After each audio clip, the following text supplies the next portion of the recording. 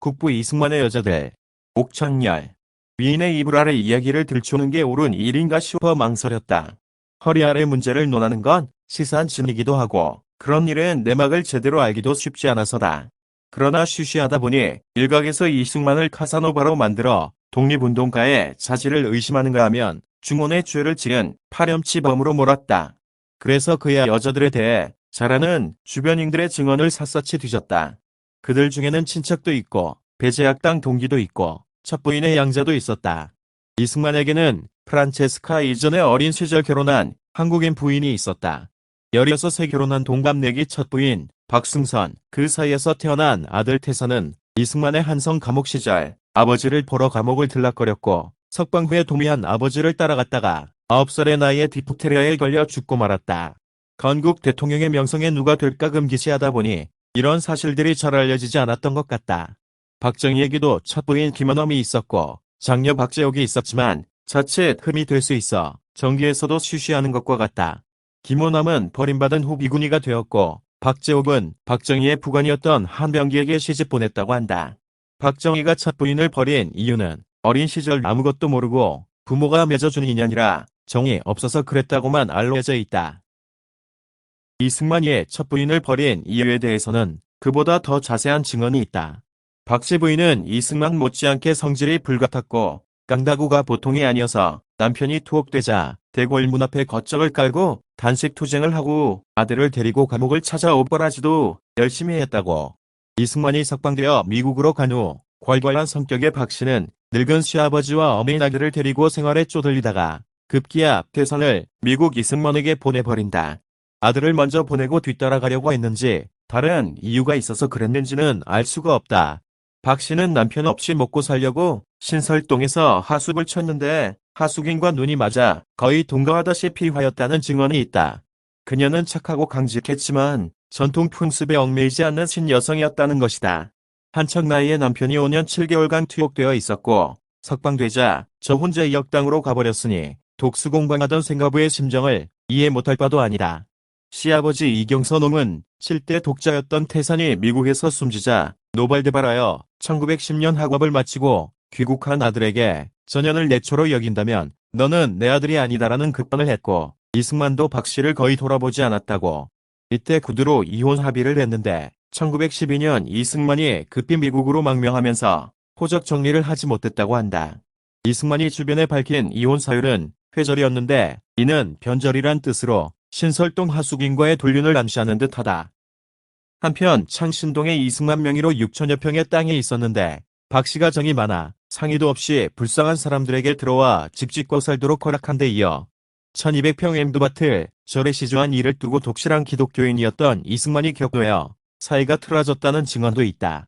다시 몇 년이 흐른 후 외로움에 지쳐 살던 박씨는 개구멍바디 튀덩이를 얻었다며 상의 없이 어린 애를 입양해 호적에 올린다. 이때 박씨의 부정설, 개가설이 떠돌았는데 이승만의 조카는 다른 건 다 낭설이고 실제 양자가 맞다고 증언하기도 했다. 이승만은 도미 후 독신으로 살면서 교육사업과 독립운동에 전념하였는데 명성이 널리 알려져 한성 임시정부와 상해 임시정부의 수반으로 선출되었다. 당시 미국으로 와서 공부하면서 독립운동을 돕던 이명신에게 프로포즈하였는데 이명신이 저를 여자로 보지 말고 독립운동하는 동지로 봐주세요라며 거절하였다는 이야기가 있다. 이명신은 금산 출신으로 1930년대 말 한순교와 결혼하였다가 금방 헤어지고 유학을 떠난 여성이다. 미국에서 남과주 대학을 다니면서 사업을 하여번 돈으로 중앙대를 설립하고 한국의 첫 여성 국회의원이자 대한여자국민당을 창당한 여골이었다. 이승만은 대통령이 된 후 이명신을 초대 상공부 장관으로 임명했고 이명신은 평생 독신으로 살면서 그를 옆에서 도왔다고 한다. 한편 이승만이 상해 임정산하 구미위원회 위원장을 맡고 있던 시절 해당 공간에 출입하던 미국의 많은 저명인사들 가운데 우드로 윌슨, 대통령의 처녀 제시 윌슨이 있었다. 우드로 윌슨은 대통령이 되기 전 프린스턴 대학 총장으로 이승만의 지도교수였으며 그녀는 이승만의 프린스턴 재학 시절부터 친하였다. 이 두 사람은 한때 서로 연애 감정에 빠진 일도 있었다고 한다. 그러나 워싱턴에 찾아올 당시는 이미 외교관 프란시스 세이어와 결혼한 상태였다. 이 부분은 이승만에게 미국 조야의 많은 인맥들을 소개해주고 외교 활동에 많은 도움을 주었다고 한다. 민족문제연구소가 만든 영화 백년전쟁과 좌파 강사 황영필은 이승만이 46세에 22세 여대생 노드김과 여행했고 백인 여성과의 성적 접촉으로 기소되었다고 주장한다. 그런 주장은 대개 하와이에서 독립운동하던 시절 반대파와 그 후손들의 악의적인 증언에 근거한 것인데 미국 이민국의 기록과 뜻이는 하와이 교포들의 조사로 터무니없는 음해임이 밝혀졌다.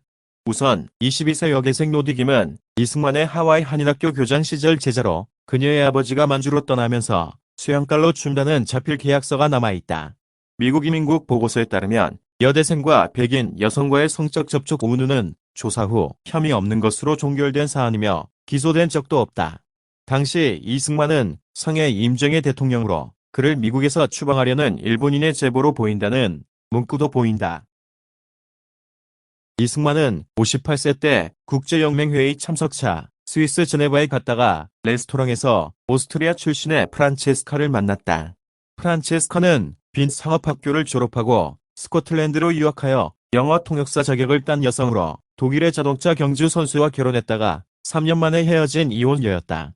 당시 그녀의 나이는 이승만보다 무려 25년이 적은 33세였다.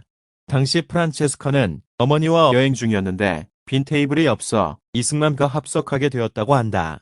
그녀는 동양에서 온 중요한 노심사가 시큼한 김치와 소시지 1개, 감자 2개를 값싸게 주문하여 식사하는 모습을 인상 깊게 바라보고 먼저 다가갔다고. 그 다음에 프란체스카는 미국으로 건너와 이승만과 결혼했다. 그녀는 독립운동가 이승만의 비서이자 조언자였고 평생 가계부를 쓰며 검소하게 생활했다고 한다. 해방되고 금에 환영한 이승만이 재헌국회의장이 되어 동분서주할 때 첫 부인 박승선이 나타나 사랑과 전쟁, 재임하기 시작되었다. 그녀는 그동안 양자를 들여 기르고 함흥에서 기독교 선교 활동도 하고 진남포에서 사업을 하다가 해방 직전에 임천으로 내려와 살았다. 이승만이 머물던 사저로 몇 번이나 찾아와 내가 살아있는 한 누구도 첩이지 부인이 아니다라며 큰 소리를 쳤다고. 당시 이승만 사저를 지키며 비서실장 노릇을 하던 이명신이 박 씨를 차단했다고 한다.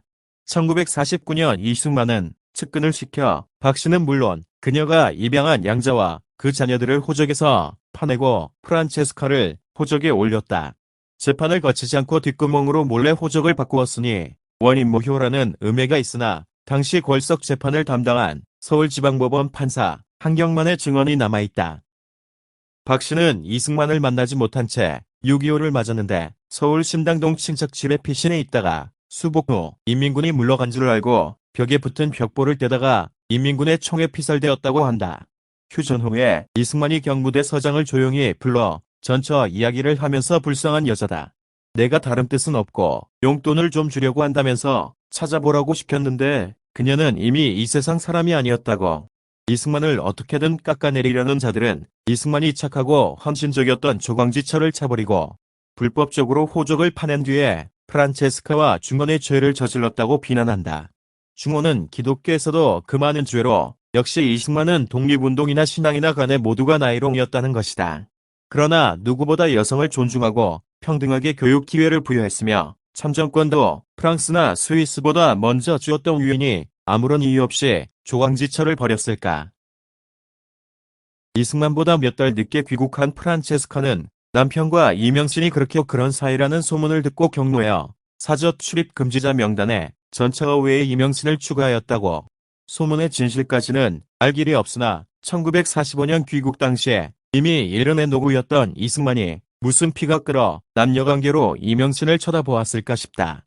이승만은 프란체스카에 대해 당신은 다 좋은데 아이를 생산 못하는 게 흠이야 라는 말을 가끔 생각난 듯 중얼거렸다고. 그래서 같은 양녕대군 후손인 이기붕의 아들 이방석을 양자로 들였는데 4.19 혁명 때 부모와 함께 근총 자살하고 말았다. 하와이로 망명한 후 전주일시 종친화의 주선으로 이인수를 양자로 들여 결국 소원 풀이를 함셈. 이승만은 귀국을 간절히 원했으나 뜻을 이루지 못하고 어렵게 살다가 요양원에서 90의 나이로 쓸쓸히 눈을 감았다. 프란체스카는 27년을 더 살다가 남편과 합장되었다. 그렇게 세월은 거인과 그의 여자들을 데려갔다. 남아있는 어떤 기록을 훑어봐도 거인의 삶에 걸맞지 않는 사생활은 찾을 수 없었다는 점을 덧붙인다.